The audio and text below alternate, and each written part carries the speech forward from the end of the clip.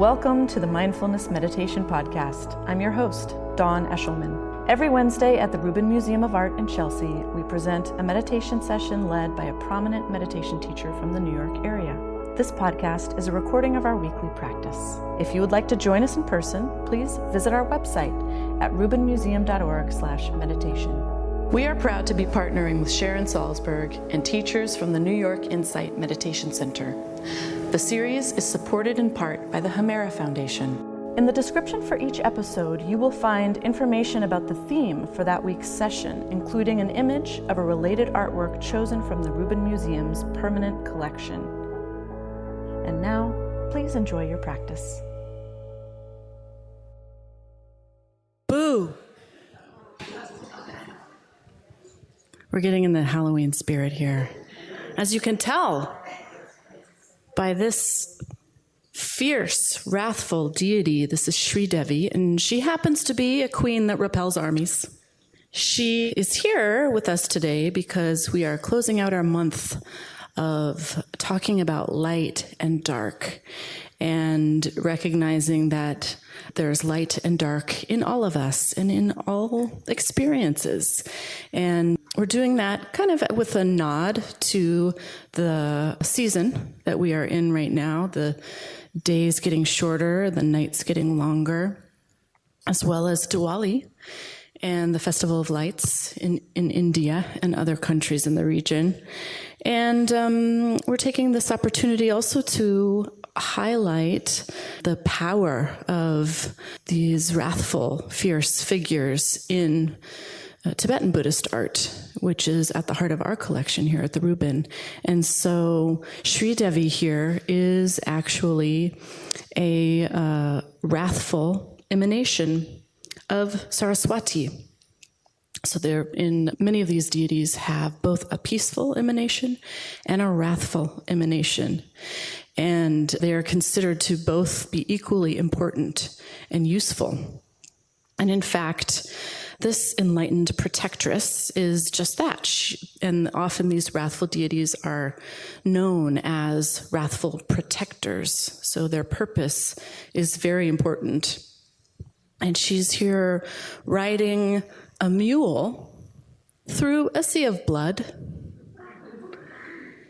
and holding a skull cap. You can see the crown on her head has lots of skulls in it.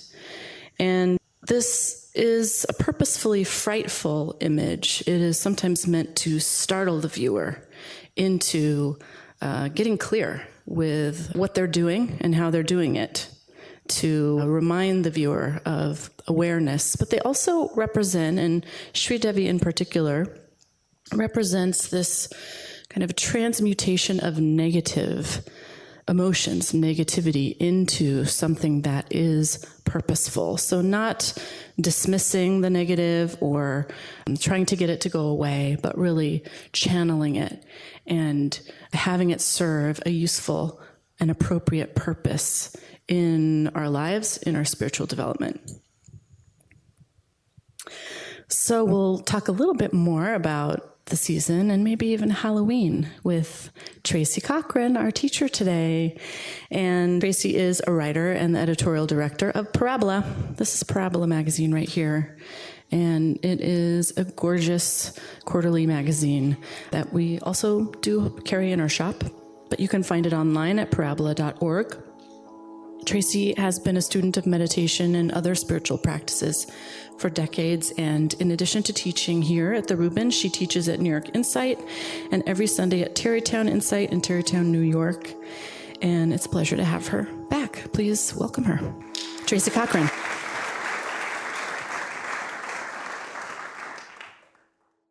I'm delighted to be back and sitting under this terrifying looking being, because it's a very special time of year. And it's the thin time, according to the ancient Celts. And Tibetan Buddhist culture, of course, was very open to the idea that we dwell in the midst of the unknown, surrounded by unknown forces. So I feel moved to share with you a real life story of something that happened to me. Last week, I told you about my bedroom when I was in high school, which was covered with blacklight posters, and my intention was to create a psychedelic sanctum, as I told you. And I was thinking if I played just the right music, that the counterculture would rise like a whale and carry me away, and I would have a life like Siddhartha. But another reason why I created that sanctum is that the rest of the house was so spooky. When I was 14 years old, for some reason, my parents sold our perfectly cozy little brick ranch house and bought this spooky Victorian house that had been a farmhouse, and the town grew up around it. So there was a barn. And of course, they got a spectacular deal on the house because the people that lived there before had to leave in a hurry, right? Which should have been a tip-off. And it's been for sale ever since. But this is true. The house was very impressive, and it was full of old, dark wood, heavy wainscoting. And it was one of those houses where none of the doors quite closed. And there are all these spooky, shadowy corners. And there was something dark, and even my pragmatic father said that there was something very sinister about the upstairs hall in particular. So my room used to be the master bedroom. And this was for the primary reason that there was inside this room a bed that made my grandiose adolescent heart just swell. But nobody else was short enough to occupy this bed. It had great big high headboard. It looked like Dracula slept in this bed, or maybe Jane Eyre. You know, it had urns on it, and it had a great big high headboard. It had a great big high footboard. And it had been converted, so it had a mattress, and not a feather bed, but still, it dominated the room. And it had 3 windows that let in no light. Everything about the house somehow seemed to suck in light and not give it off. And I know it sounds like the standard ghost story trope, but I just can't help it. It's true. So when I was in high school, I was full of a sense of possibility. It was completely impractical, my sense of the transformation that might be possible, but it was there. And somehow during college, I lost it. Somehow the 60s were quite over. And I've observed now, I'm not the only one, that by the time I was in college, I began to have a lot of self-critical thoughts. Has anyone in here ever had self-critical thoughts about, I hadn't done enough reading, or I hadn't somehow distinguished myself, and it was too late. So that it was too late. By the time I graduated from college, and how old was I, 21 or 22? I felt like life had passed me by, because other people had graduate school or jobs, and I didn't have a clue. And I couldn't help but notice that the world wasn't beating its way to my door. And I decided I would move to New York City. And as though it was a great fire, a great warm light in the distance. And I was very cold and in the dark, and I wanted to draw close to it because there would be life. But I don't know if anybody in this room can relate to it. Establishing a life in New York is somewhat difficult. And especially I had no friends, no job prospects, no skills, And I remember my father saying, all you really know how to do is read and eat. I don't know what you're going to do. So I was lying in bed shortly before I was due to move to New York City. And I was really and truly a girl with a suitcase and a dream, and that was it. And I was full of anxiety about the unknown. I didn't know it would be okay. Eventually, I would land what they call an entry-level job. Has anybody ever had one of those? It meant that I could be mostly vegetarian, except that my budget required that I would know the Friday happy hours that serve free chicken wings and cheese. You know, this would be a critical part of my diet. And I had apartments that my father thought were painted by brooms. You know, that white paint that they would put on with like a broom indiscriminately. So, and I see nodding heads in here. It's a hard journey. So I was lying in bed feeling very anxious and sad. And like somehow life had passed me by. And I wasn't wanted by the world the way other people did, because I was going to stay briefly. Everybody has a roommate that instantly lands a job at the New York Times or the equivalent. You know, they're like other creatures, not like me. So I was lying there feeling this kind of dread and fear in my dark and spooky room, in my dark and gloomy and spooky house. And this is true. In the middle of the night, the door swung slowly open, which it usually did, because that's what this house was like. And standing at the foot of the bed was an apparition, all in white, glowing white. This beautiful young woman in Victorian dress. I can still see that dress so vividly I could draw it. It had eyelets and the lace. And she had long flowing hair, kind of like Dawn's. And it looked like it would have been strawberry blonde or auburn and very pale. And she looked at me with kindness. Of course, I was paralyzed with terror. On top of all my other anxieties, I was seeing a ghost. And she looked at me smiling and said, I want you to know that my name is Elizabeth. So she's telling me her name. What is happening? And my breath is rasping. I am so afraid.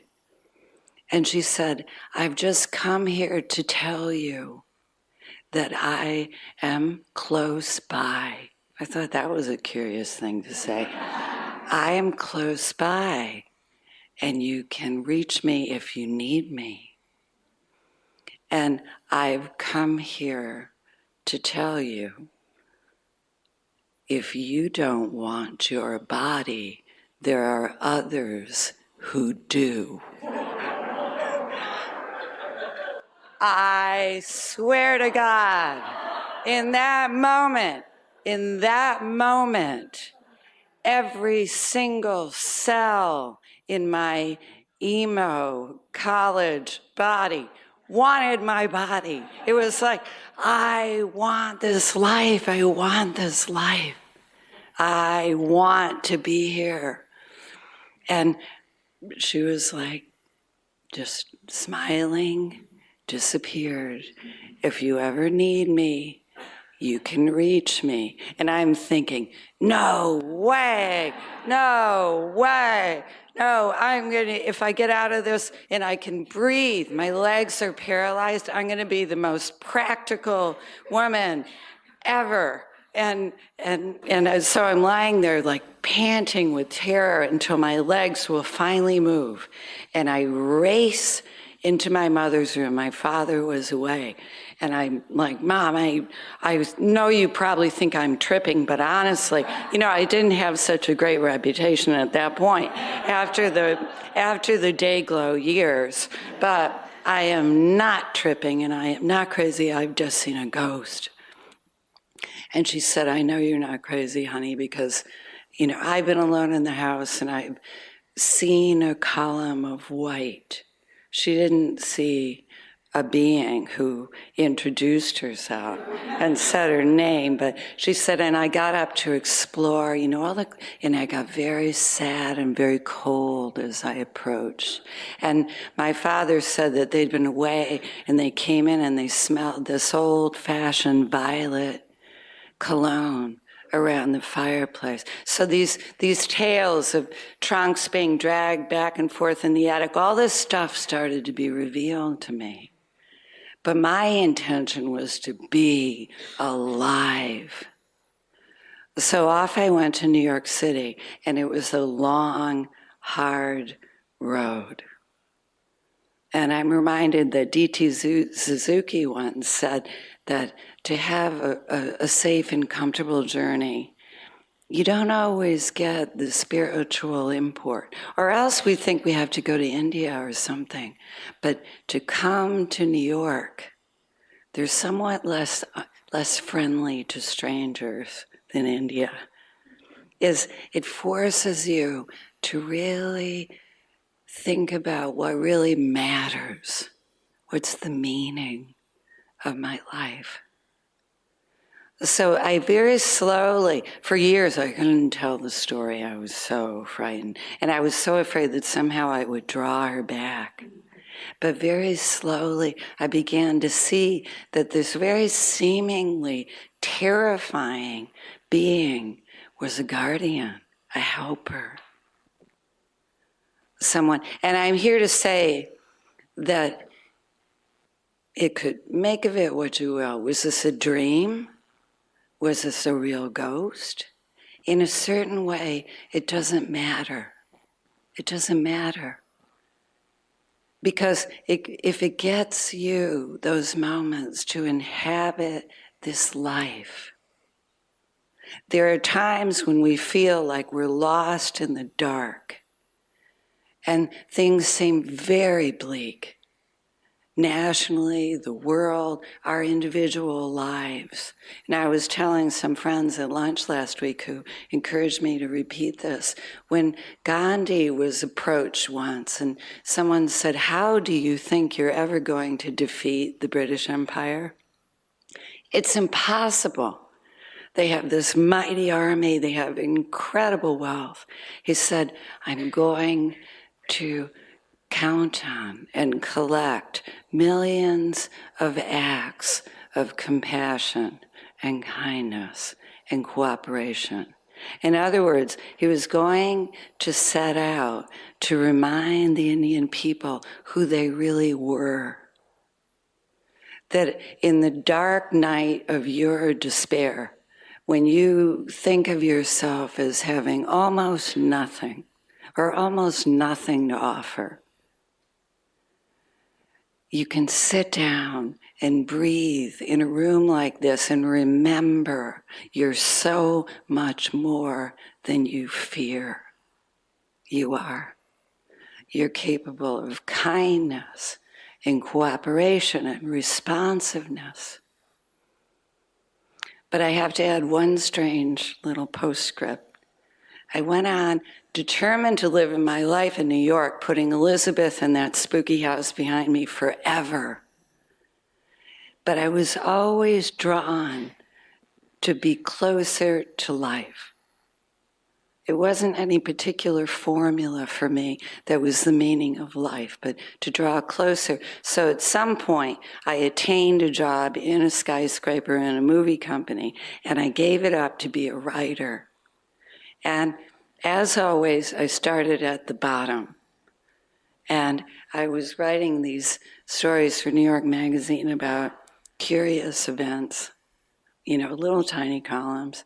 And I was assigned to go and cover the equivalent of a Tibetan oracle, a channel, an intuitive, call it what you will.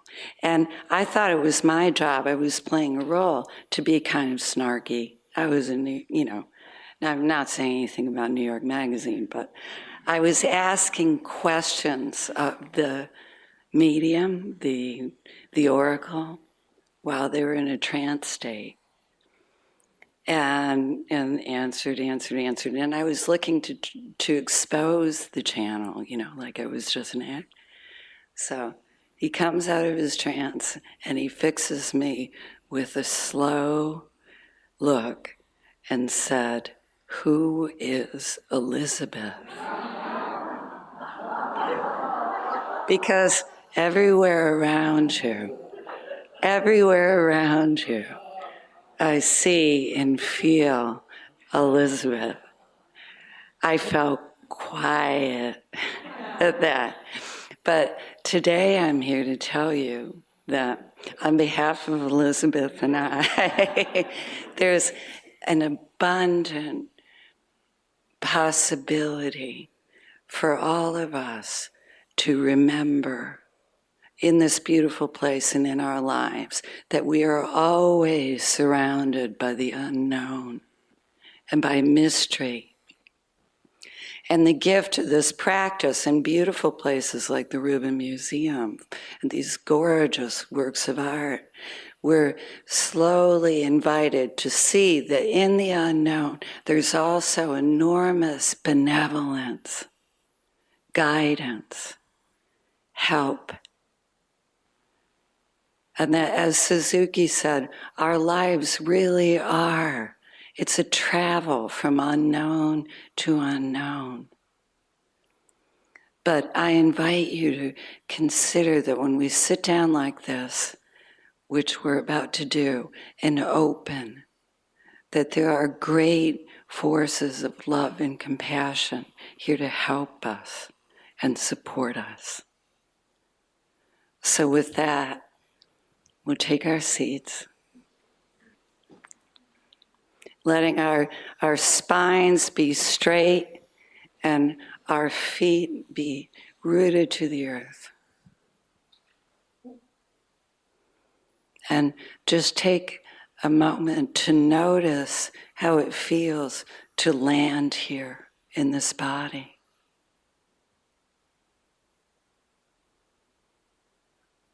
Without thinking about it, without asking too much of it. Just allow the body to land, to welcome it here in this safe space.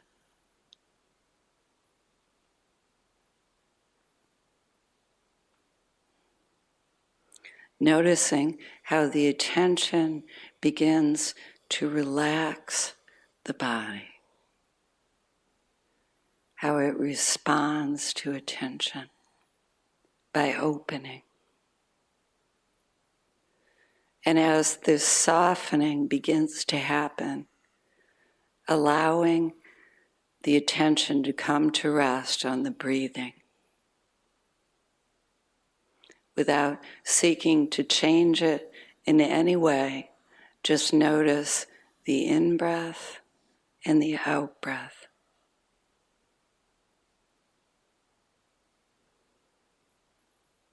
And the sensation of being here in this body.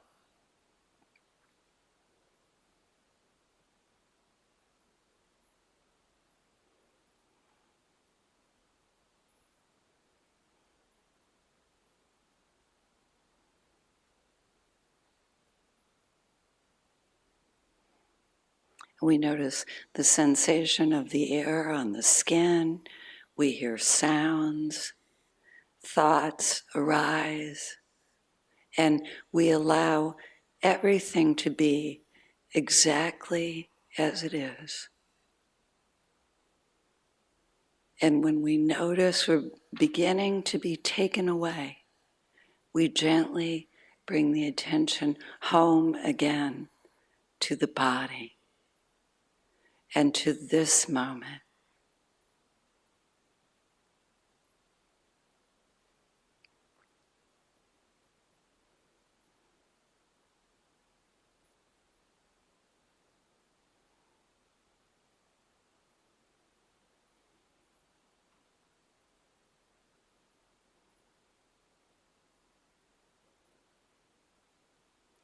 Noticing that when we come back to the body, we come back to a vibrant life, a life that's open to the rest of life, to the breath, sensations, perceptions.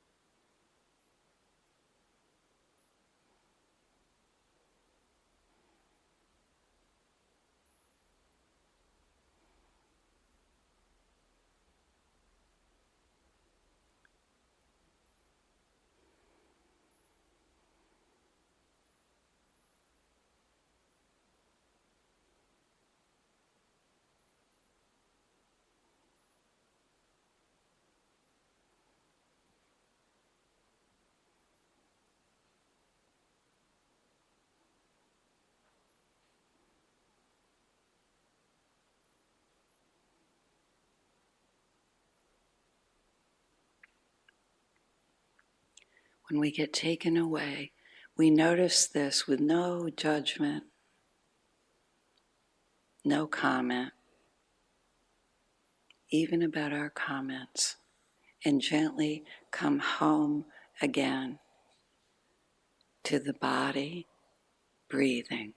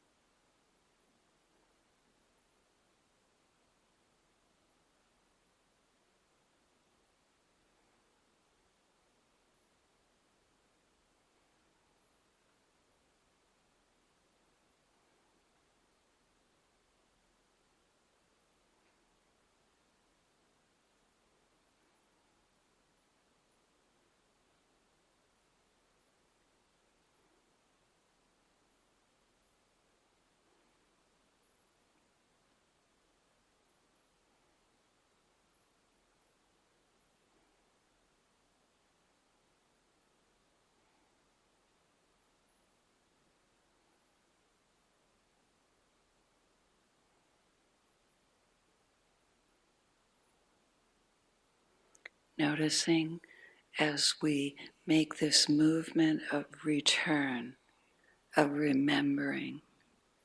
Sati, the word for mindfulness, means to remember. We don't shut down, we open. We come out of the thinking into the body, the breathing, the receiving and letting go of life.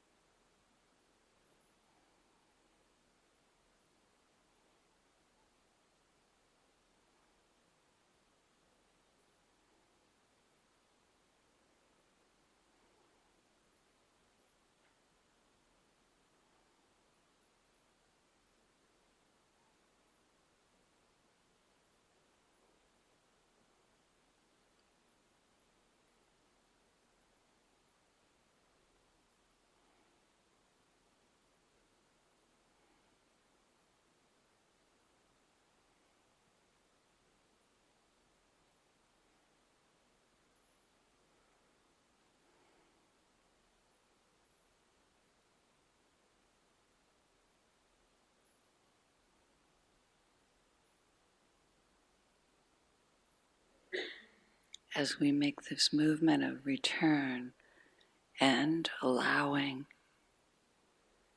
you may notice a light of awareness inside that isn't thinking. It's not separate from sensation.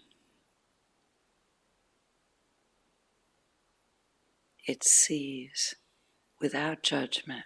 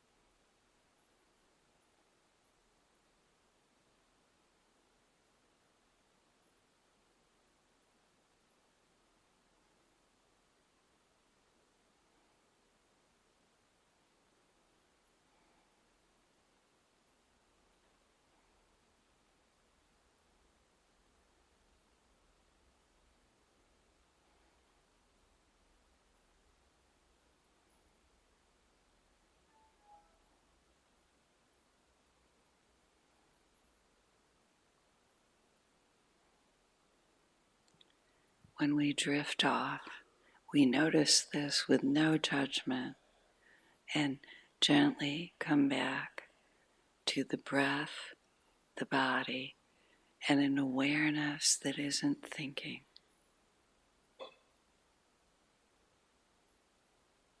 That's not separate from the sensation of being here, now.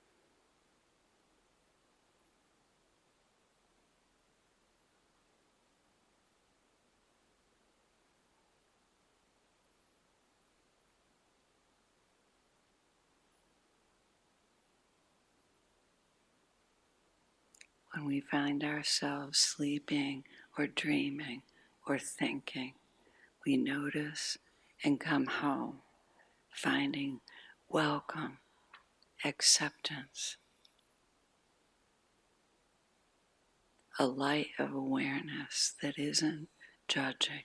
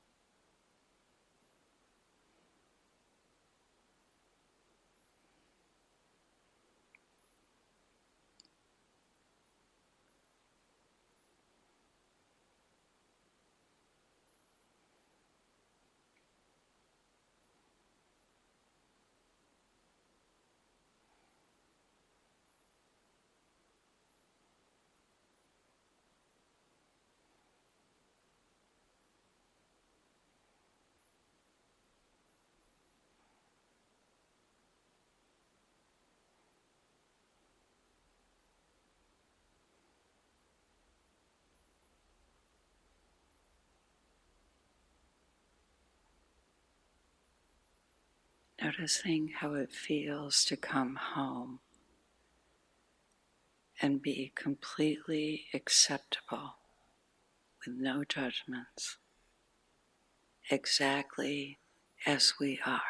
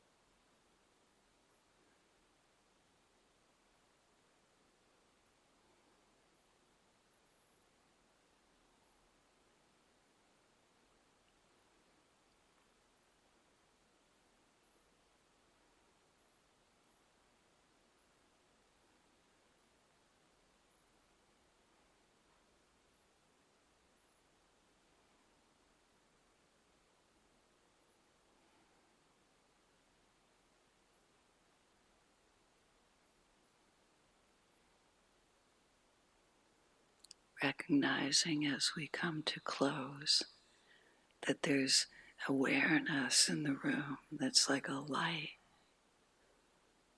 and a warmth that we share.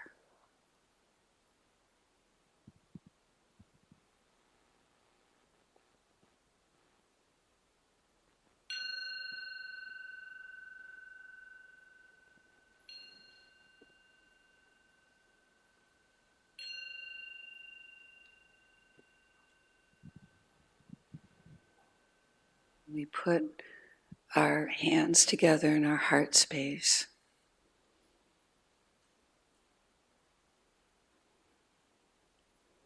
And we allow ourselves to feel our innate generosity,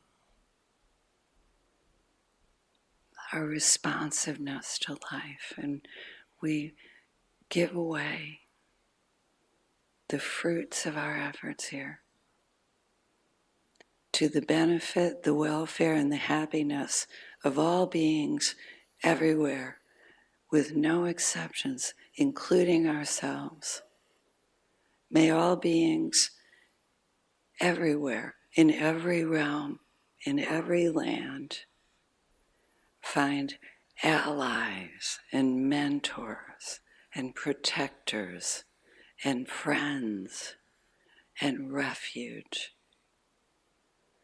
May all beings everywhere, without exception, including ourselves, find their way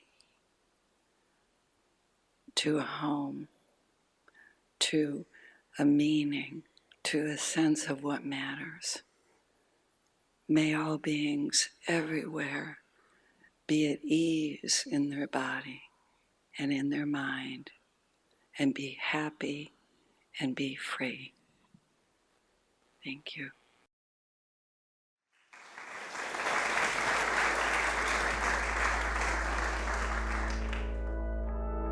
That concludes this week's practice. If you'd like to attend in person, please check out our website, rubinmuseum.org/meditation, to learn more. Sessions are free to Rubin Museum members, just one of the many benefits of membership. Thank you for listening. Have a mindful day.